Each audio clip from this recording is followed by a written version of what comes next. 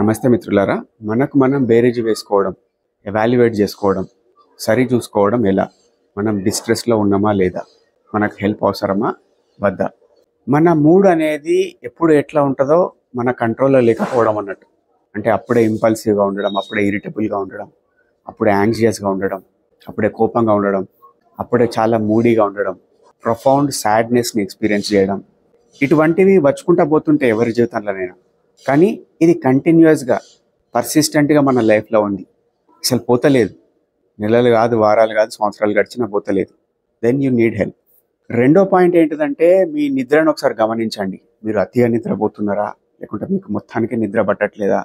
ఒక క్రానిక్ ఇన్సోమ్నియాక్ లెక్క బిహేవ్ చేస్తున్నారా?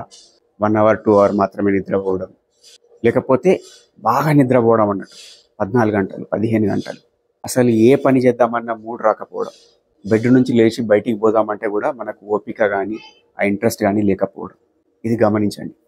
మూడో పాయింట్ ఏంటిదంటే, మనం డాక్టర్ దగ్గరికి వెళ్ళి బేసిక్ ఎవాల్యుయేషన్స్ చేయించుకున్నా కానీ బయోఫీడ్బ్యాక్ లోపల ఎటువంటి ఆరిజిన్ దొరకకపోవడం. అంటే మనకు ఒక చైన్ వస్తుంది, కడుపును వస్తుంది, తలను వస్తుంది, ఏదో ఒక ఏక్ మన బాడీ లోపల మనకు అనిపిస్తుంది. ఎన్ని టెస్టులు చేసుకున్నా ఏం చేసినా కానీ దాని యొక్క ఆరిజిన్ అనేది మనకు దొరకలేదు. డాక్టర్స్ ఎవాల్యుయేషన్ లోపల కనిపెట్టలేకపోతున్నారు. దానికి కూడా అండర్ కరెంట్గా ఎమోషనల్ డిస్ట్రెస్ అనేది వన్ ఆఫ్ ది ఫ్యాక్టర్ అయ్యే అవకాశం ఉంది. నాలుగో పాయింట్ ఏంటిదంటే, మీరు ఇదివరకు ఎంజాయ్ చేసిన social events, social gatherings, social కనెక్షన్స్ని మీరు ఎంజాయ్ చేయలేరు. ఒక రకంగా మిమ్మల్ని మీరు వాళ్ళ నుంచి దూరం చేసేసుకుంటారు. ఫంక్షన్లకు వెళ్ళడం అంటే మీకు ఇష్టం, అందరితో హ్యాపీగా గడపడం అంటే మీకు ఇష్టం, షాపింగ్ చేయడం అంటే మీకు ఇష్టం. ఒక రకంగా చెప్పాలంటే సోషల్ విత్డ్రాల్ అన్నట్టు.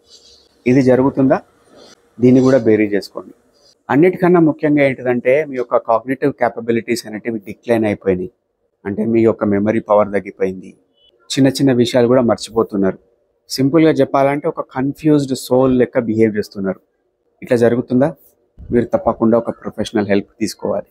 మీకు అర్థం కావాలంటే సింపుల్గా ఒక అనాలజీతో చెప్పాలంటే, ఒక ల్యాప్టాప్ ఉంది, high end processor, high end RAM, కానీ కొంతకాలం వాడిన తర్వాత అది కంటిన్యూస్గా హ్యాంగ్ అవుతుంది, తనంతట తానే షట్ డౌన్ చేసుకుంటుంది. మీ లైఫ్ని ఆ ల్యాప్టాప్ తోటి పోల్చుకోండి. సాఫీగా స్మూత్గా సాగిపోతున్న మీ లైఫ్ సడన్గా ఒక హాల్ట్కి వచ్చేసింది. క్వాలిటీ ఆఫ్ లైఫ్ అనేది పడిపోయింది. ఏదైతే పని చేసే కెపాసిటీ మీకుందో, కేపబిలిటీ ఉందో, అవి ఉన్నప్పటికి కూడా మీరు ఆ పనిని పూర్తి చేయలేకపోతున్నారు. దెన్ ఆబ్వియస్గా ఆ టైం లోపల మీకు మీరు అర్థం చేసుకోవాల్సింది, it is the right time to ask for help. Next therapy సెషన్లో కలుద్దాం వేరే ఒక టాపిక్ తోటి.